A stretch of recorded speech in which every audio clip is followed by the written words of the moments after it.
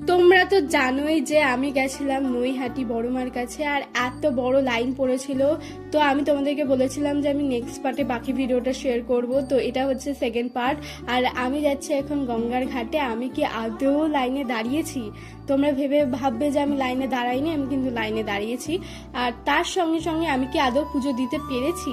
অবশ্যই আমি ভিডিওটা তোমাদের সাথে আরেকটা ভিডিওর পার্ট তোমাদের নেক্সট পার্টে শেয়ার করব। আর এখন গেছি গঙ্গার ঘাটে, আর গঙ্গার ভিউটা এতটা পরিমাণে সুন্দর যে কি বলবো, আমার তো খুব ভালো লাগছিল। আমি প্রায় 15 মিনিট গঙ্গার ঘাটে দাঁড়িয়েছিলাম, তারপর এসে আমি লাইন দিয়েছি। আর লাইন দিয়েছি প্রায় মিনিমাম 2 ঘন্টা মতো লাইন দিতে হয়েছে আমাকে। আমি আগে মানে গঙ্গা মার দর্শন করে এসে তারপর লাইন দিয়েছি। তো এখানে তোমাদের লাইন দিলে মনে হবে না যে তোমরা লাইন দিয়েছো, তোমাদের মানে কোনো কষ্টই হবে না। ঠিক তোমরা মার কাছে পৌঁছে যাবে, আর ভালোও লাগবে। তো আমি তোমাদের সাথে নেক্সট পার্টে শেয়ার করব মার দর্শনটা।